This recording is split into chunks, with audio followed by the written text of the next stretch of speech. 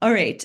Because we are working on a time schedule and because we are recording, I'm going to get us started and I will admit people as they come a little bit late. But I just wanted to say hello to everybody. Thank you all for coming. This is a session run by CARA, part of the Medieval Academy of America. And I'm Lauren Mancia. I am the head of the CARA Executive Board, and we program events like this one that are basically here to support the service work you do in medieval studies and the curricular work, not necessarily the pedagogical work, but the curricular work you're doing in medieval studies. So all the unsung stuff that you spend 80% of your job doing, that's what we're here to help support you all in. And I'm going to turn the floor over to Christina Christoforatou, who is my colleague on the executive board. Christina. Thank you, Lauren, and thank you everyone for joining us tonight. My name is Christina Christoforatou, and I am a literary scholar at CUNY at Baruch College, working with Lauren from afar, being that CUNY is very, very large. And I am really thrilled to host and to moderate this session tonight. I'm particularly grateful to our speakers who have very generously agreed. And I want us to kind of get started immediately because I think we'll have a rich session. So thank you for joining us tonight on this session that is dedicated to supporting the humanities. The idea for this panel really came out of a sincere desire to better understand professional relationships within our universities, and specifically our relationships with institutional leaders with whom we often feel we have very little in common. To this end, the session has two distinct goals. First, to help us understand the work of our school deans and the types of partnerships or collaborations that we can enter to advance medieval scholarship, the interests of our students and the interests of our programs. And second, to think about larger advocacy practices that can help us persuade our own university administrators that the humanities are a public good and a good that is worth investing in. Our speakers are medievalists with decades of experience in teaching and in leadership, as well as in scholarship. And we have asked them today to demystify what they do, their work, by sharing both challenges and successes that they've had in leading the respective schools. So please join me in welcoming Jeffrey Jerome Cohen, who is Professor of English and Dean of the Humanities in the College of Liberal Arts and Sciences at Arizona State University. Craig Nakashian, Professor of History and Dean of the Honors College at Texas A&M University-Texarkana. And Lawrence Poos, Professor of History and former Dean of the School of Arts and Sciences at Catholic University of America. Thank you all for being here, for being with us, and for so generously agreeing to share your experience. So I want to turn the discussion to you, or the floor to you, and to ask you to introduce yourselves, to kind of share with us a bit about your background and specifically the circumstances that led you to your current position. What inspired the transition from teaching and scholarship to leadership?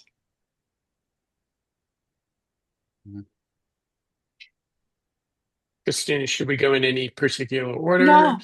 Just jump right in? Okay. Yes, please. Is, Thank you, is it okay volunteer. if yeah, I think I volunteered myself by asking that question.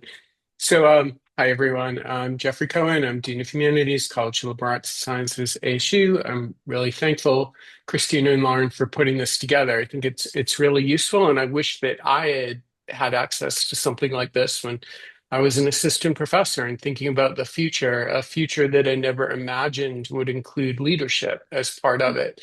So for me, I mean, my first job was a job I was in for a long time. I went from a beginning assistant professor to a full professor, a department chair, and a center director at George Washington University, where I was for about 20 years. And I think that the preparation for that started when somebody invited me to be associate director of a small program in human sciences. It was an interdisciplinary PhD program, and I learned the kind of strategic thinking that you need to do to put something together like that, but also the community building that it took. think probably a big moment for me was when my colleagues asked me to become chair of the English department, and I was happily chair for about 4 years. And it was really when a senior colleague said to me, if you don't become chair, you lose your ability to complain ever again about anything in this department. Like you have your chance to actually set things right in a way that you feel like uh, follows your own ethics and follows your own values. So I did that happily for 4 years, set up a really good succession plan where three of us actually planned on doing it together. I would do it 4 years, a good friend of mine for 4 years, a good friend of mine for 4 years, and we felt like that was good continuity. Became director of the Center for Medieval and Early Modern Studies at GW for about 10 years, and then got the invitation to apply for Dean of Humanities at ASU, a position that I never expected to be in. I was never an aspiring dean, but this was a once in a lifetime opportunity to actually do something at a university whose values I fully stand behind, especially around inclusion and access. So that's how I wound up here, and I'm now in year 8 of being dean. Wonderful. Thank you. Congratulations. Craig or Larry, whichever one. Mhm.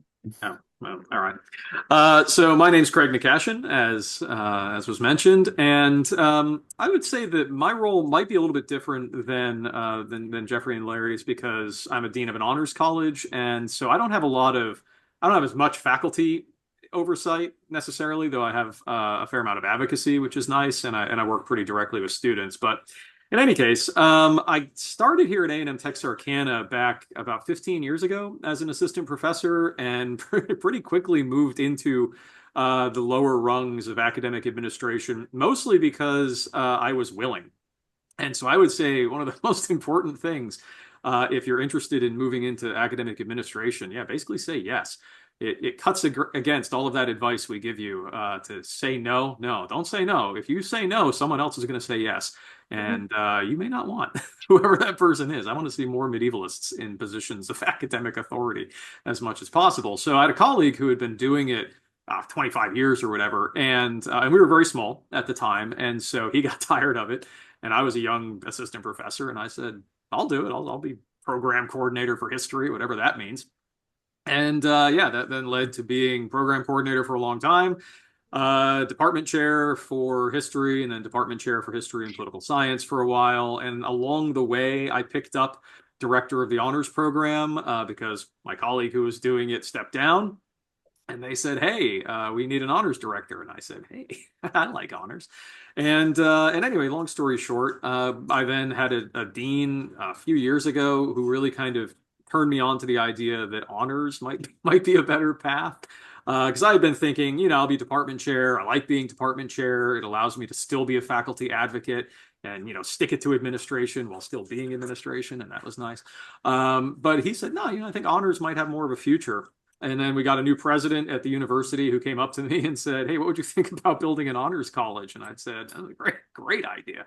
And there we go. So it all kind of fell into my lap in that regard. But anyhow, I'm happy to kind of talk about how honors can be a path, certainly for faculty who are interested in building those, interdisciplinary kind of opportunities and working directly with students. And anyway, that's how I got to where I was, and I'll be quiet and let Larry talk too. All right. So thank you all for being here. My name's Larry Poos. I'm, unlike my two fellow panelists, I'm a former dean, so I can also talk about what it feels like to go through that and come out the other end, which I actually think is kind of an important part of the story.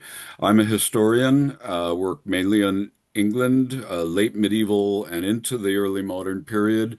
My early training was in demography and economics, but I kind of pivoted so that an awful lot of what I've been doing more recently is in legal history. And I often think about what are the kinds of skill sets that people might value in academic administration, crunching numbers and putting together spreadsheets and so on, and making graphs that can persuade people.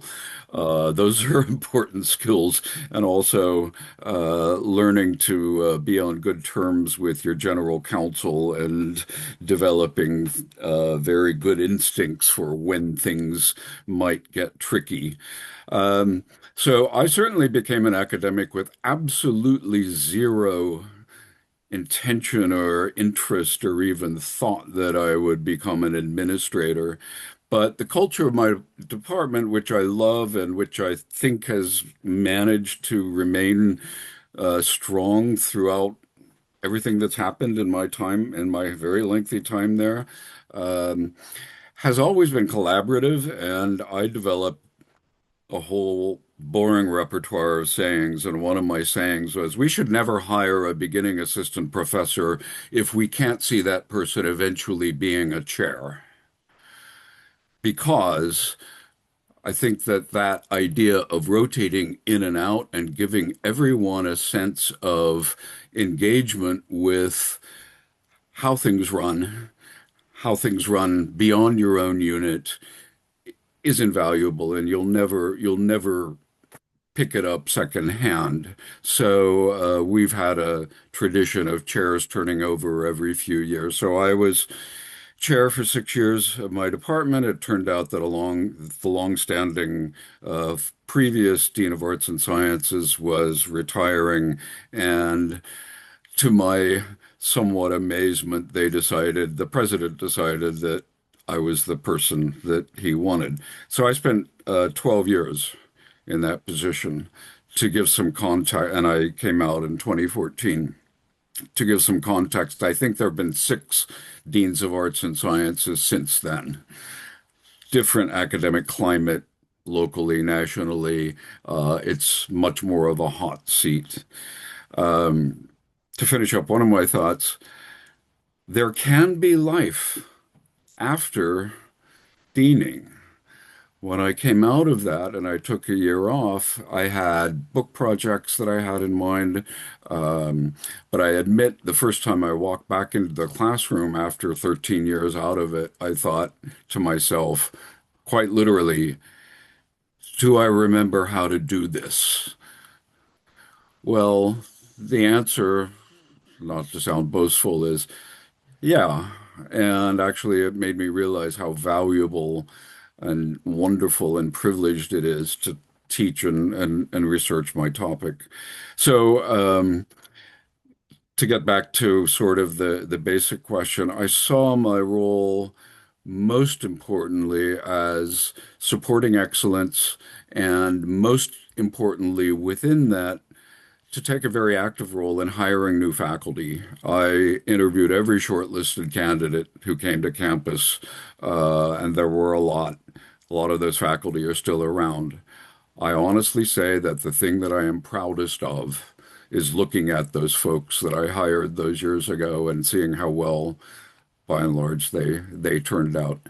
But let's face it, it's often a matter of making judgments among competing demands for resources and trying to see where things are going in terms of programs that have potential. And so I developed a priority for just asking programs to be self-reflective and to say not just what do you want to do, but how does that interface with other programs? And we've continued it in my department literally to this day. And I've been very much part of the conversations. We were talking before about how humanities has to make its case more loudly than I think we're temperamentally inclined to.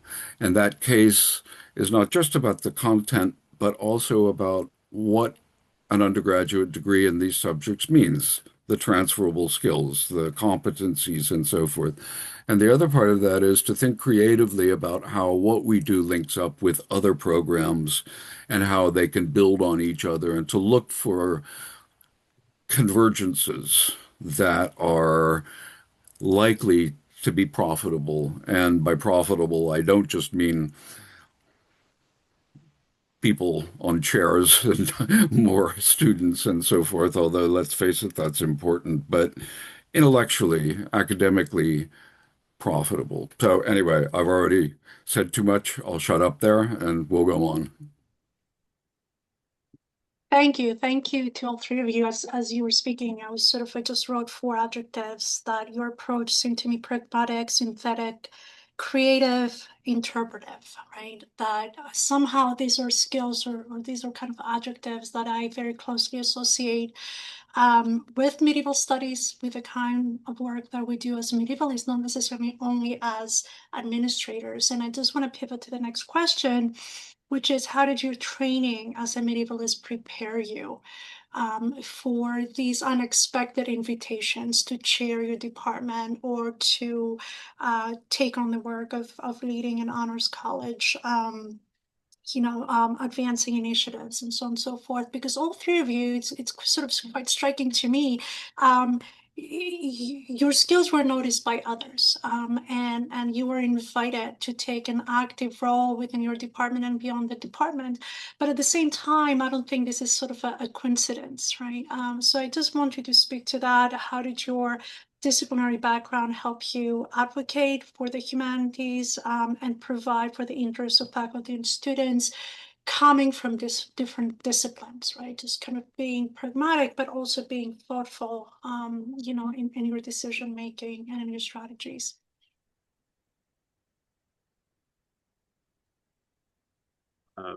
Sure, yeah.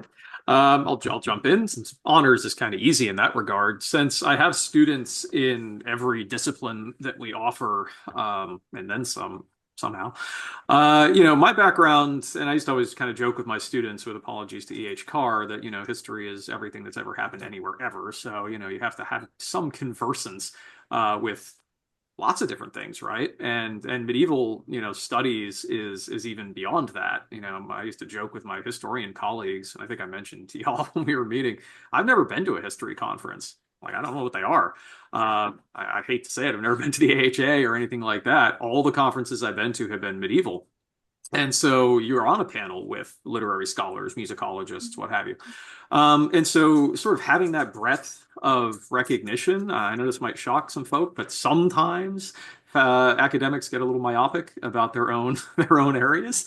And I think those of us in the humanities and humanities adjacent, maybe we have an easier path out of that, right? Because we have to look at a very broad sort of basis. And again, in honors, I mean, that's what it is. When I used to wear both hats, it was a little tougher when I was department chair of history and political science and honors director.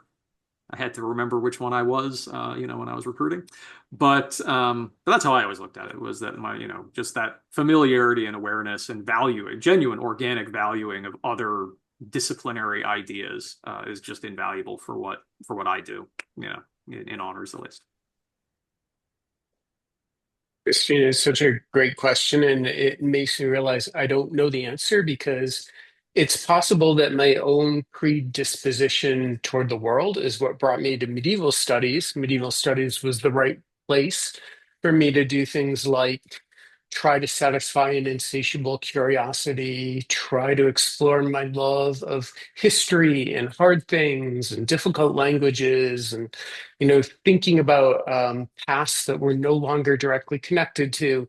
It was such a great space for that. But then it also trained me capaciously to be able to work across cultures. You can't be a medievalist. Medievalists specialize in a discipline, but they cannot reside in any single discipline. Now, it's very different from people that work on later periods. Like, you can be a literary person who works on novels in the 1800s, and you don't necessarily have to do the deep work in language, in culture, in history, in philosophy that medievalists are trained to do. So what I found is that it gave me a point of connection with so many colleagues. And especially as dean, I never expected my love of language study to pay off so well. But I think that my colleagues in the School of International Letters and Culture, some of the big schools I oversee, are just happy to have a dean who really loves language and can talk passionately about why students are making a mistake if they don't take up the opportunity to study a global culture or language other than the one they were born into. So it's really helped me as points of connection.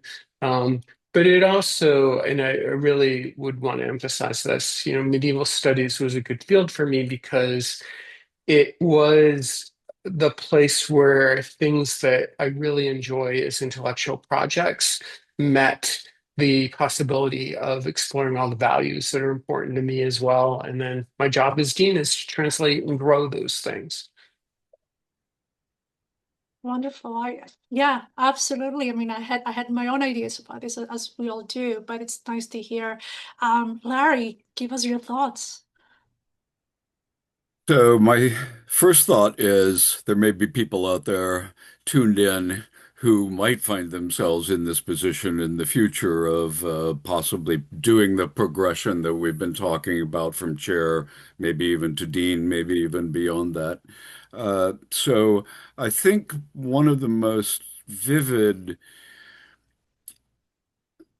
memories I have of the experience of easing into deaning is suddenly realizing that I was responsible in more than a trivial way for disciplines that I had previously had really very little idea of. What did they do? What does their work consist of? So within the first weeks, I was signing off on grant applications to NASA and the Department of Energy for our physics department. And the Department of Drama was part of my portfolio, so I had to learn what does an academic who teaches acting have to do to put together a tenure portfolio. It's different because they don't publish Performing performance. arts, Their yeah. performances are the equivalent. So a lot of what I remember was suddenly being immersed in learning what makes other disciplines tick. And so I'm just echoing my fellow panelists, but taking it one step further, which is um, that I think we are naturally inclined to interact as medievalists with people who do different things. I still believe that historians and literary people do somewhat different things, even though sometimes it can look very similar. And so an open-mindedness and a genuine curiosity, but beyond that, just also seeing how those things interface to make up a college, a school within a university. I think that may be one of the most important lessons that I learned and things that I brought from my background. I've already mentioned that my own particular interests were, I mean, I was a number cruncher. I was part of the 80s Cleometrics. Numbers are going to take over history. I don't think it happened, but a lot of people believed it then. For a while, I even taught a mandatory course. Believe this, in the 90s, we made mandatory a graduate course in statistics and databases for history graduate students. So I felt that I had almost an unfair advantage with vis-a-vis some of my fellow deans in that regard.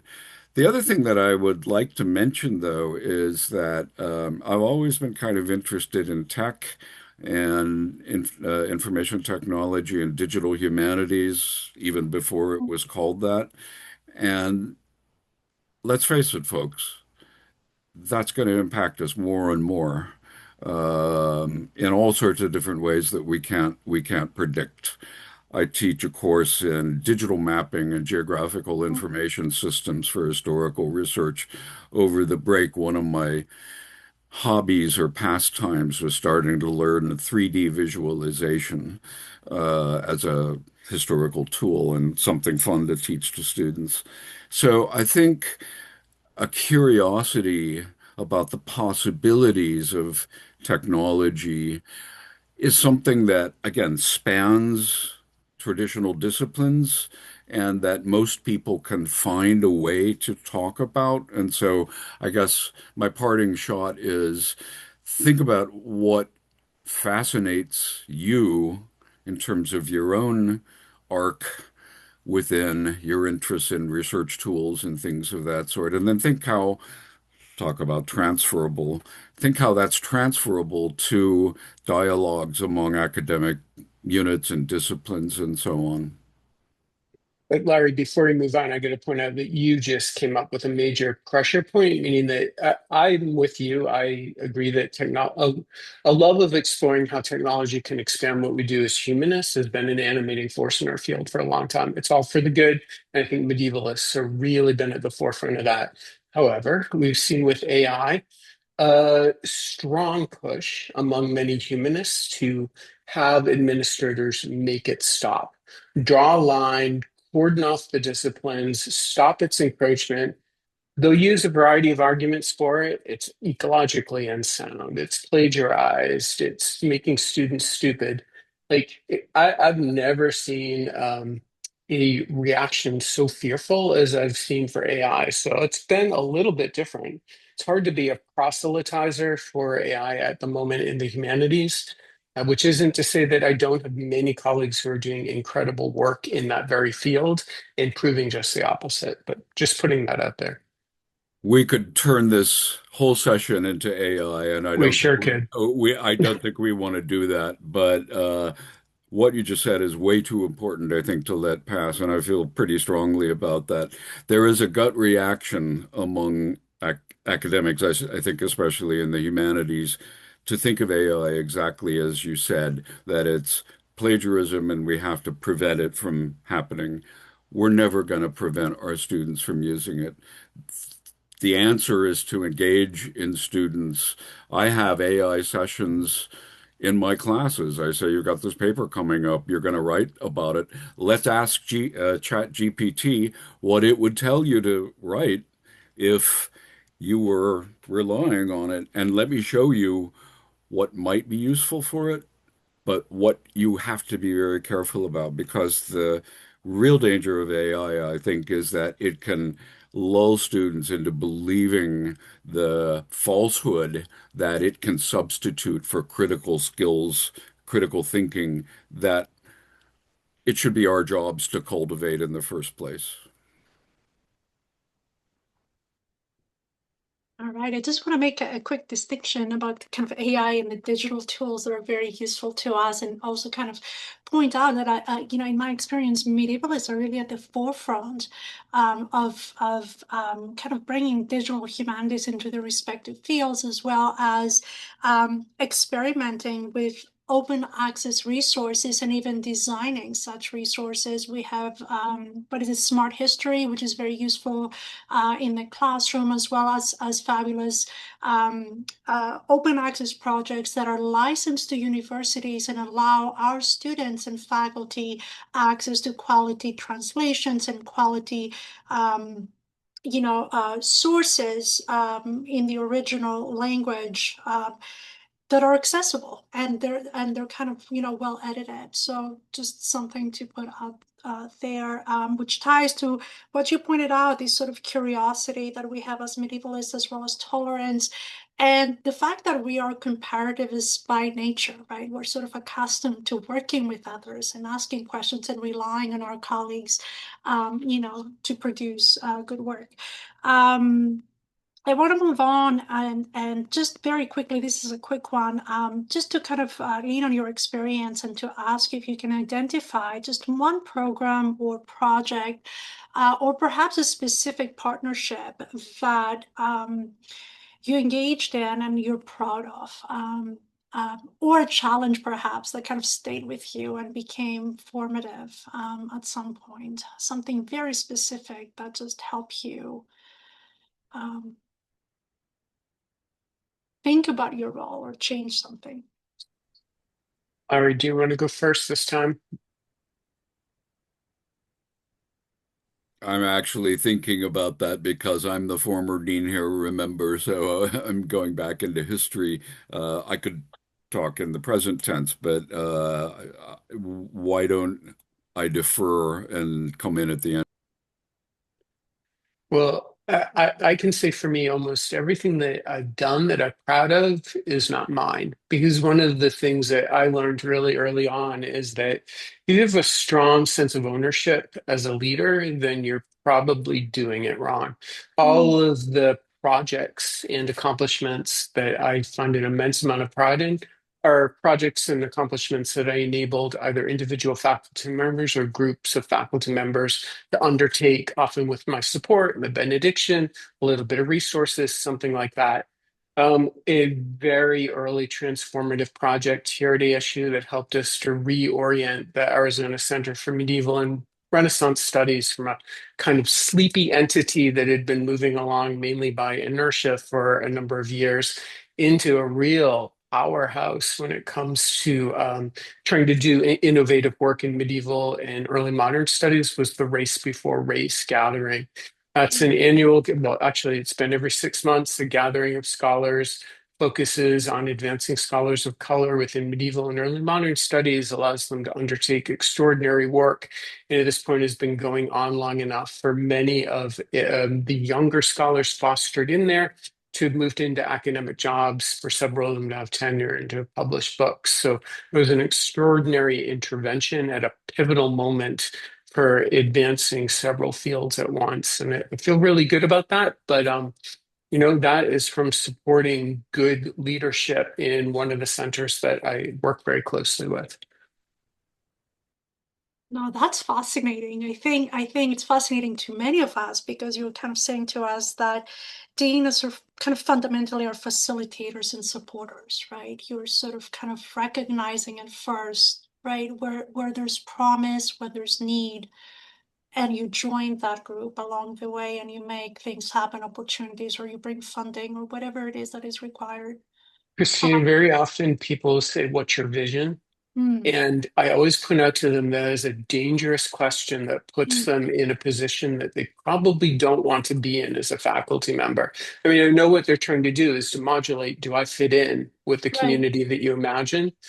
But I think any vision that's about putting something down without actually looking at what the resources and the contours of the community Mhm. is like is going to fail, right? Vision has to be emergent. It can't be in place. I think we need to put this on chat somewhere because I think it's a fascinating recognition and one that we never hear about, right? We don't hear our leaders, use this kind of language, and certainly as faculty and students too, to not think of their leaders in that way. They don't sort of associate them with this open-mindedness and tolerance and kind of acute thinking, which is collaborative again and sort of, attends to the collective. All right. Yeah, I, go ahead, I've Larry. I've thought now, and I Go for can it. follow up on it with Jeffrey. And the things that I remember most vividly from my time as dean actually are very similar. Um, I saw my job as facilitating discussions, looking for synergies between departments, between individuals, and so forth, that if they joined together would make them stronger than they would have been separately. And I'm not coming up with any examples that are specifically medieval studies related, but I remember we had two emerging centers in my school when I was dean that were both sort of about digital art. One was in the art department and one was in the media studies department. And really, I didn't tell them, but I encouraged them through a lot of conversations here. You've got to talk to each other because you can't each have, it doesn't make sense for each to have your own hermetically sealed curriculum, physical facilities, because in those days, it cost a lot of money. That had mixed results, let's say. But I would like to think it wasn't because I tried to convince them of a vision I had. I encouraged them to think, could you rethink your boundaries and find intersections? So, in that sense, I'm absolutely on the same page with Jeffrey.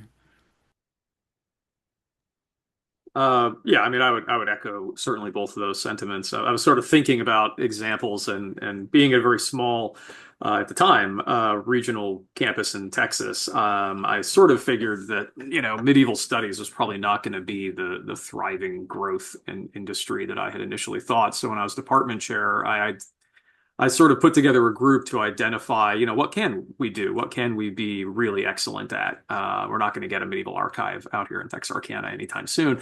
But we certainly could do regional history. We could do oral history. We could do public history. We could do public facing history. And I can't be the one to do that. As chair, my job I saw was to reach out to my colleagues in history, but also my colleagues in literature and communications, in business and in the community and so forth.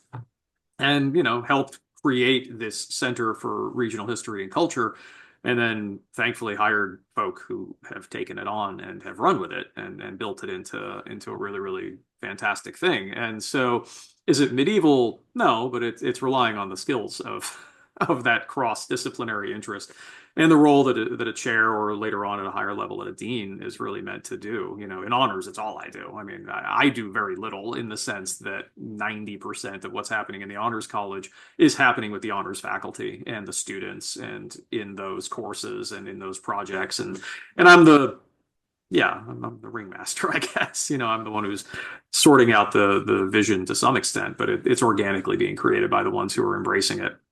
And so I'm just trying to channel it as best I can and do all the paperwork. That's kind of the other role that we get to do, which is fun. But yeah, so I echo my colleagues.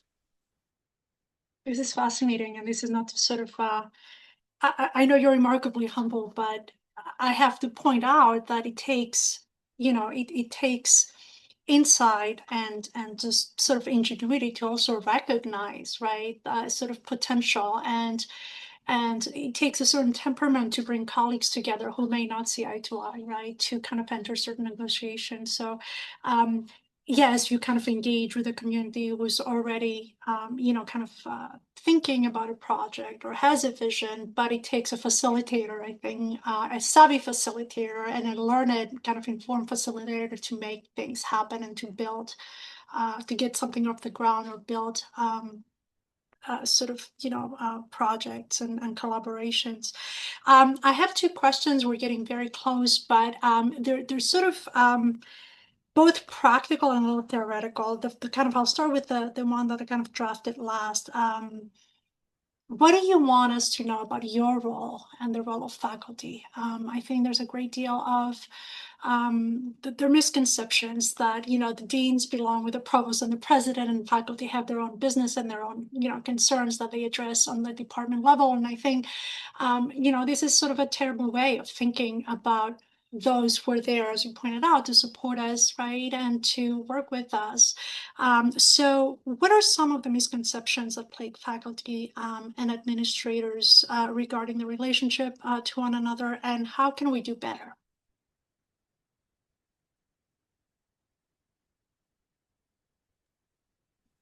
Perhaps there are too many. You're kind of thinking No, what to that's prioritize. really hard, right? Because that so depends on what your local culture is like. And Mhm. we all know the university administrators whose identity is university administrator. I mean, Mhm.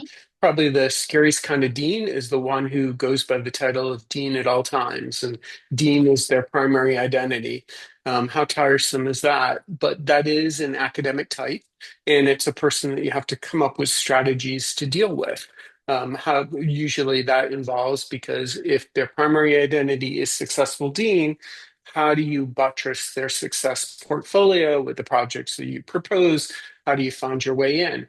But there are lots of other leaders who really just want to be good advocates for the faculty that they represent, and giving them the materials for advocacy can help a lot.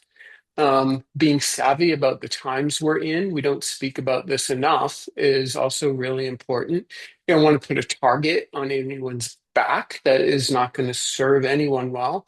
You also don't want to, in advance, convince yourself that there are certain kinds of work you can't do or that you can't be supported.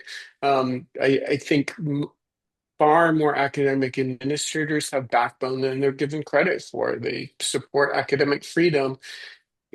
given that, again, there are state and local contours to their ability to be able to do it. But it's good. I would say in the end, it's good to have conversations with administrators, and most of them are far more accessible than you might think. Don't talk yourself into thinking that they inhabit some other kind of area, or that they're not they're not an engaged part of campus life, and that they're not advocates for you. All right. So I remember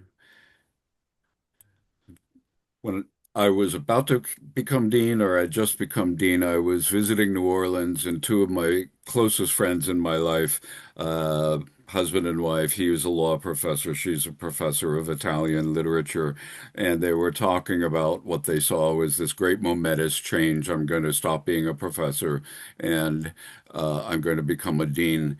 And I remember her saying, think of the power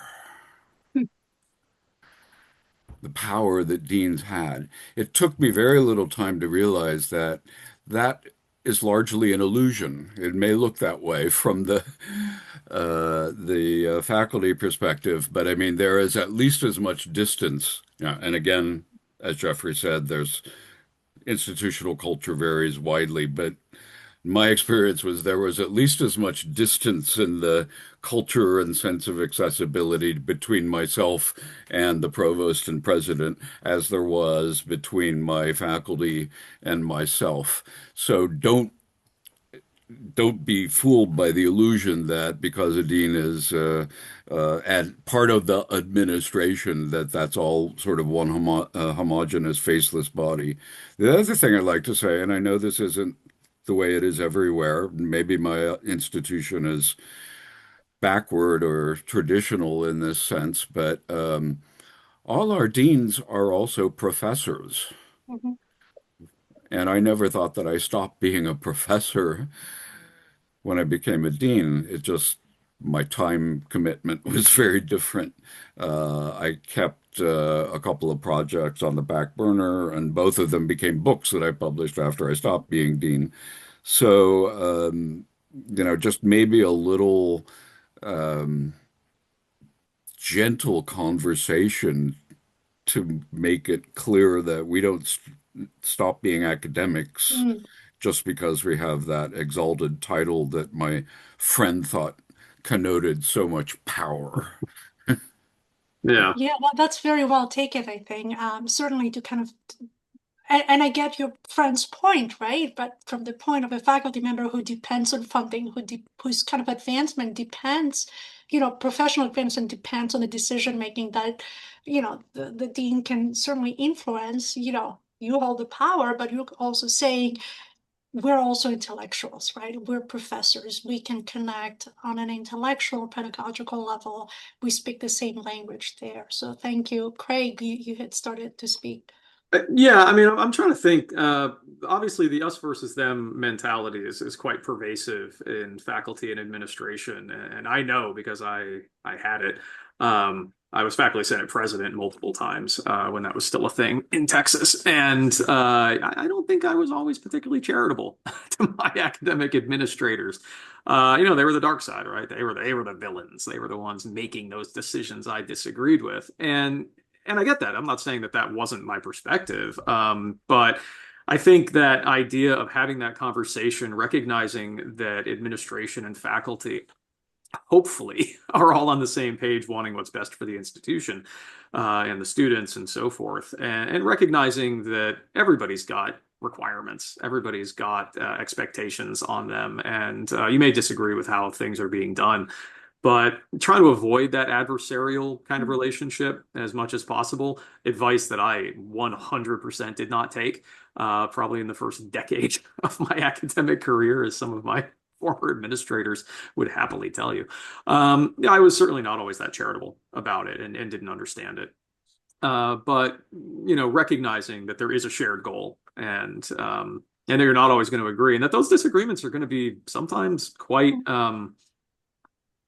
You mentioned funding and such. Yeah, they're not going to be good. for you in some cases, and even your whole division might be gone, right? Like it's a tough time out there in academia, and we can't ignore that. We can't pretend that those decisions aren't going to directly affect people's lives and their livelihoods in some cases. And that's true whether you're at a private school or at a public school, or Yeah. public school in certain states that have taken a much more active role in how universities function. You do the best with what you got, and you recognize the opportunities in front of you. Wonderful. Thank you. I think I'm done, and I want to stop because I'm sure there must be so many questions, and I want to open the discussion now to others to have questions from the floor. You're welcome to ask questions.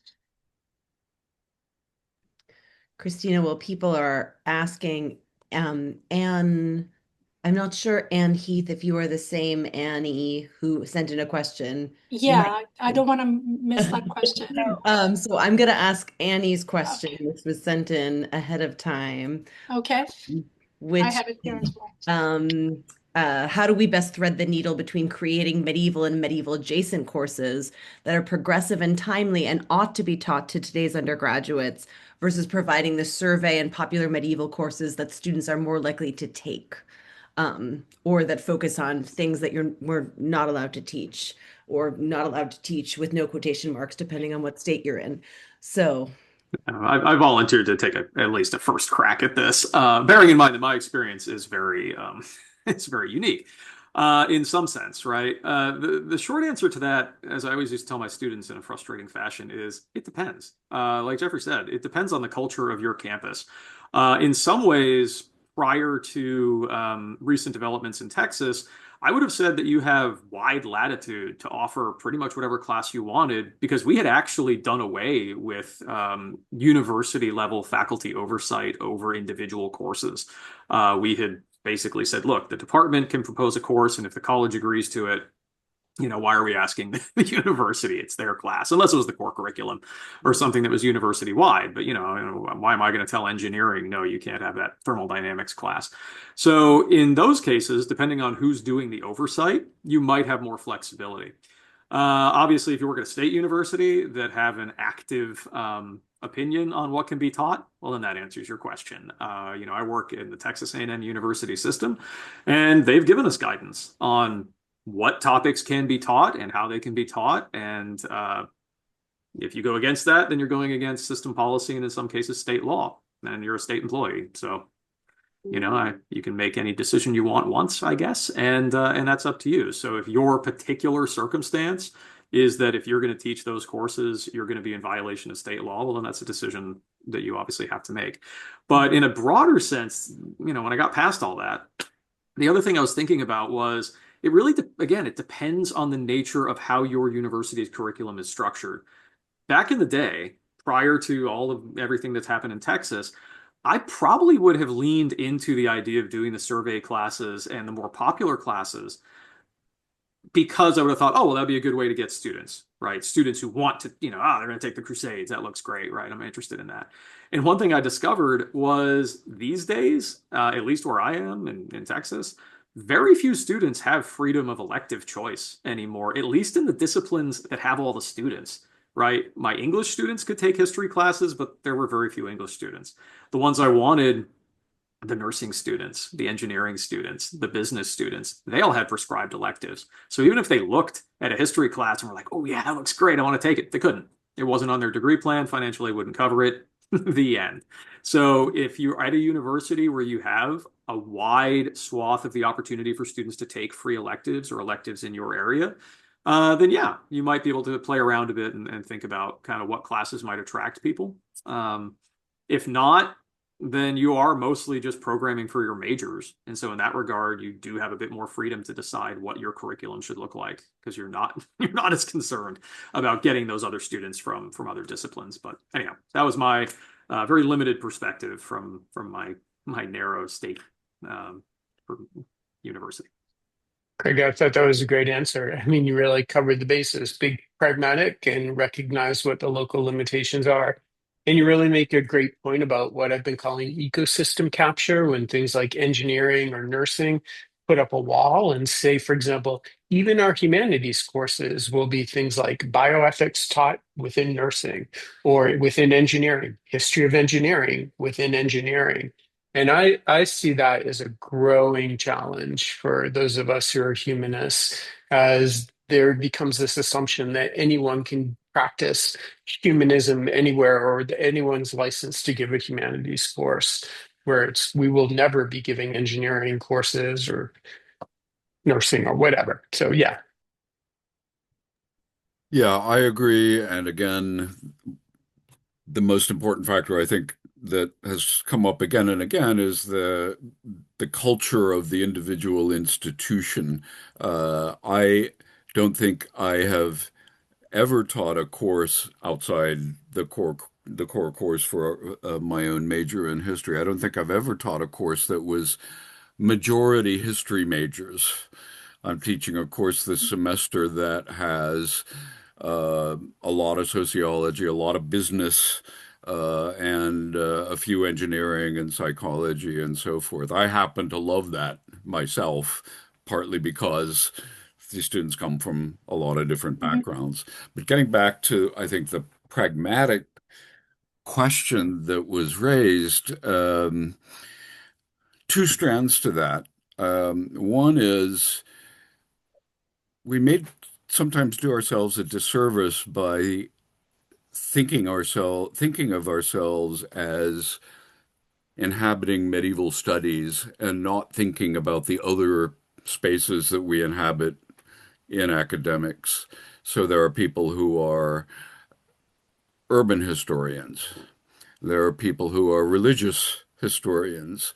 And there are weirdos like me who teach courses on things like the Black Death and epidemics up and down the time. And I'm doing a course this semester on the history of crime in England from 1200 to 1900. So I think one part of my answer to the question that was asked is we can also think if we have freedom to think about our courses this way, we have freedom to think about what's the guiding principle? Is it medieval, or do we bring an immense knowledge base and a skill base as medieval historians to a problem like, say, urban history? And yeah, you may teach stuff in that course that's not medieval as well. And the other one is engagement with the other units. Just so happens criminology is one of the fastest growing majors in my department, and you better believe that I engaged the criminology folks before I decided to offer that course, and a third Mhm. of the course is criminology majors. So those would be my two pragmatic recommendations if you're at a place where you have the freedom to think about it in that way. You're thinking of a cross-listing, right? Am I reading you right, Larry? In other words, sort of making sure, yeah, and I think that's incredibly important. Sort of again, speaking about partnerships, right? On the level of department chairs and curriculum committees, and that's important. I mean, that's a win-win all around, I think. But we have a question. Is it Siobhan? It's Siobhan, but that's fine. Siobhan. I'm used to it. Okay, sorry. Um, I just had a very practical question for deans, literally about how to talk to my dean about requests for money, particularly in as things are being cut to the bone, trying to find money to support, for example, uh, sort of student a lecture series, not even a lecture series, like events, interactive events that involve the public and students and academics. And I mean, I take what you say, and I don't think my dean is hostile, but she's a psychologist, and I have however many medieval studies sort of minors, people who are interested from multiple disciplines, people who might come just to something that's interesting.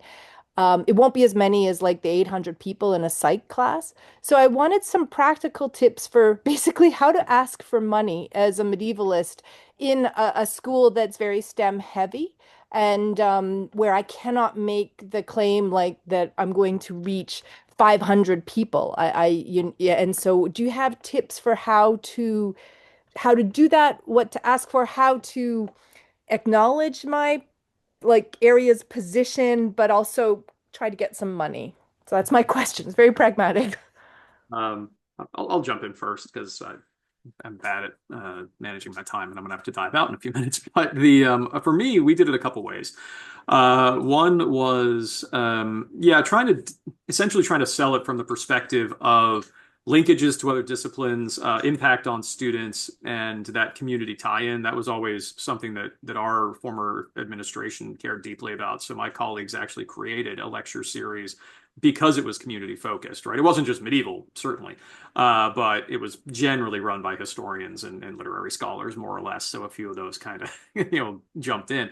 But from a funding standpoint, one of the other things that my colleagues, were pretty good at is look for pots of money all over the university, right? Like your college will have some money, sure, or maybe your department. But if you have an honors program or honors college, they tend to love that kind of stuff, and they might have some money. If you have an office of special projects or an office of community engagement, they may have some money. If you can tie it to recruitment in any way, and you should, then admissions might have some money. Advancement might have a tie-in with someone who is interested in that topic, who'd like to underwrite a little bit of it, right? Sponsor some of it for refreshments or whatnot. So it does become, you do go kind of hat in hand all over campus, looking for that 500,000, 1,500 bucks, however much you're going to need, because everybody's going to the dean, right? Everybody goes to the college dean because that's who's got the money, right? We know they've got the money bags. It's like, Scrooge McDuck.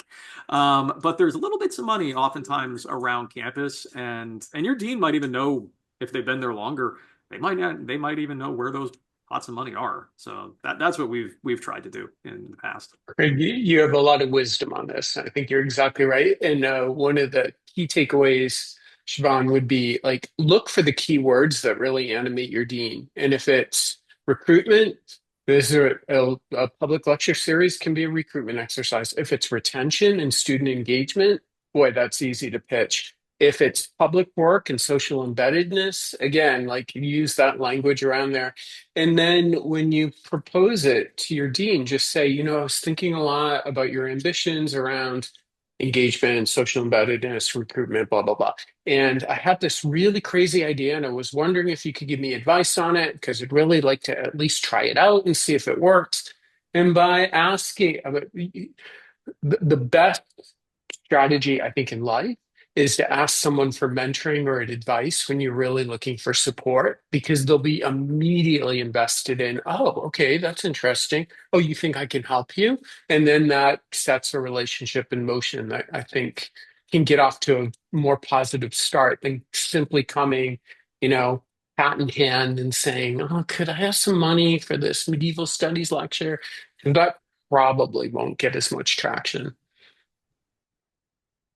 Well, That's wonderful. And also, my two fellow panelists have answered that question so well. I'll just have one little follow-up. Once again, with the disclaimer that different institutions have different cultures, but I think it was Craig who mentioned advancement. Um, if your institution supports it, it's never a bad idea to make a friend in the advancement office, because at any one time, even at small universities, they'll have dozens and dozens of people on the line, and they know what floats their boats, what might really motivate them to support things. And if it's 500 bucks for a public lecture and catering and so forth on a particular subject, they may have someone in mind. And I would, I mean, I guess it's natural to the academic mind to think, I was hired to be a professor. I wasn't hired to get my hands dirty with fundraising, but just touching base with those folks, if your institution encourages that or leaves it open, is really not a bad idea. and I think it also from personal experience, it also helps to know what the strategic plan of the particular school or even of your institution, and these may be different, they link to one another, what these strategic plans are, because you can kind of sort of prepare of how you may, want to pitch an idea differently to your dean, and in a different way to your provost, for example, right? But I agree with the deans that kind of reaching out to other departments and sort of other programs and establishing relationships or pitching your idea helps, and then sort of going back to the dean after you've done that kind of work. Thank you. It's really Thank you, cool. everybody. I'm sorry I have to dive out, but this has been Thank great. you, Craig.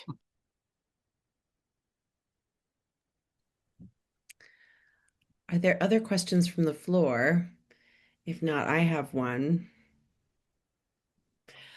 So, my question is about morale, which I know is not totally your job, but you're in a position to sort of witness professor morale, student morale, um, in the climate that we are in now, but also in a climate of increased austerity, in a climate where we've got a bunch of faculty members who might be sort of big babies, all of these things.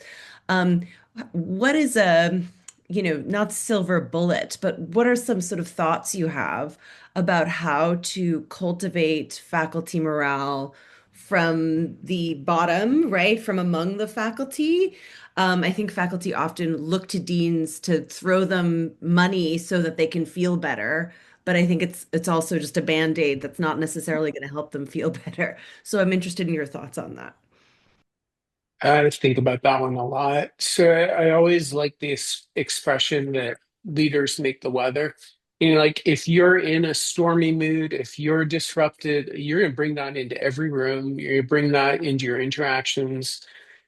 Part of what you're doing is realizing that you are doing a kind of pastoral care. You're doing emotional acclimatization. You're making sure that people feel like they're listened, heard, and supported. You don't want to go too far. I mean, one of the things that happened during COVID is there were too many reassurances about how terrible this is and how bad everyone must be doing. And if that's the constant messaging, completely backfires. But messaging around this is a really hard time. We've been through hard times before. We're moving toward this future, and here are the steps that we're taking. Like the very positive of looking forward to the thing that we're moving toward, I think really helps. I think also just having time for people and in general having a disposition where you can send that message. And then finally, I learned the hard way when I first became department chair a long time ago that once you are in leadership, your emails get read differently. So in an attempt to be efficient, because I never in my life had received so many emails, it was like a spigot had been turned on. They kept coming and coming. I thought, oh, it's perfectly acceptable just to answer back, no, yes, sounds good, but. And then people are like, why are you so angry? What's it? And I'm just like, of course, people will read for emotional tone because we're social animals and we want to know that we're doing okay, that they're so I'm a lot more intentional when I send people emails and I try to keep it a little more upbeat. And the one other thing I'll say too is that I have a very large community. I think I have 360 faculty members, about 100 staff members, and a lot of students. So when I send out a message, I make sure that the tone is good, supportive of them, thankful, kind of model gratitude, and that seems to go a long way in tough times. Again, I can only fill in the gaps because Jeffrey has answered the question so well. The email question is a really important one, but I remember, especially in my early days, always reminding myself, always think twice before you answer even face-to-face questions.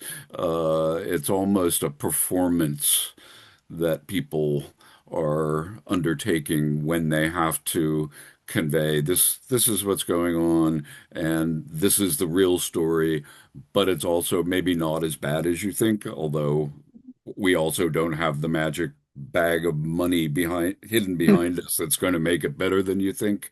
That is that is a needle to thread, and people who can thread that needle are ones who do pretty well. And let's face it, not everyone does that well. Um, Larry, I was thinking about this when you talked about the power of becoming a dean, right? So on the other side of it, even though it's not that powerful, um, your words often have an unintended power that you don't mean for them to hold. So you do learn to be careful about what you say to people and how you say it, because even if you're just kind of being jokey, familiar, or exasperated, it it will be under scrutiny that in your ordinary life your words don't usually have. So that's something that Yeah. I've had to think about a lot. Absolutely. I still have memories of things I said without thinking that had repercussions that I could never have expected. Um, and I guess the other thing, and this is partly a matter to do with the size of the institution. I mean, deans should get to know their faculty. They should find ways to spend time. I instituted a sort of small lunches with especially younger faculty, and then I had to stop because the caterers were charging me outrageous amounts of money for that, and I couldn't even in the fat days when I was dean, not the skinny days now. I couldn't keep that up. But I mean, the demystification, I think, is really important, and I think it's important also for faculty to understand that from the other side. I think this is also very true, my goodness. The sort of, both the what Jeffrey said, that leaders make the weather, they certainly do make the weather, but also I think we also have the nonverbal cues that faculty read very closely and desperately need. I mean, there have been so many times at the faculty senate when the provost or the dean would just nod or say hello or just recognize a faculty member. Not an extensive discussion, but this sort of recognition would go a long way. I know you, I recognize you, how's your day, how is that project going, and moving on, right? Without having, it's just care. It's that kind of care, I think, that puts faculty at ease, that are being listened to, that they're counted, and creates this relationship that is fluid and it's not sort of recorded or stated, right? And makes our lives so much easier. Christian, I'm so glad you said that, because I honestly believe everything we do to be effective leaders we learned in the classroom, Mhm. because that relationship of care and messaging to students, I see you, I'm happy to have heard Yeah. that. It's good, like that modulation of the classroom atmosphere is exactly what we do at a bigger scale at leaders. So it's not that hard when you think about Mm. it that way. And the thing is, yeah, I'm sorry, go ahead, Larry. No, I was just say the only thing I would add to that is that it also takes memory power to Mm. remember. It's like I'm in the process. This was my first week of classes this week. I'm still in the process of learning, names and faces and so on. And I like to know, okay, you're a so and so major and this is your interest, and I foster conversations that way. Well, that should be the kind of interaction between deans and faculty, unless it's just an impossibly large institution. So I often think about the medieval uh, concept of memory and how particularly scholars had Right, to right. memorize things and carry around databases in their head in a way that we can't imagine. Sometimes I think being an academic administrator means carrying around an enormous amount of knowledge about what individual people do, what's important to them, your last conversation with them, Mhm. and so forth. But anyway, I just add that to the mix of what Jeffrey mentioned. Yeah, absolutely. This has been so wonderful, everybody. Thank you so, so much to Jeffrey and to Larry and to Christina and to Craig. And we hope we'll see you at future events. Christina and I were talking about maybe doing something like this again with a new set of academic administrator medievalists. So if you liked this, maybe more to come. And this will live on the Medieval Academy YouTube It channel. will, yes, we'll post it in the coming days. Thank you all so much. This Awesome. was a really great discussion. Nice to Thank see This you was you. all. awesome. Yeah, Thank thanks you. everyone. Thank, Bye. thank you. Bye. Thank you. Thanks, Christina.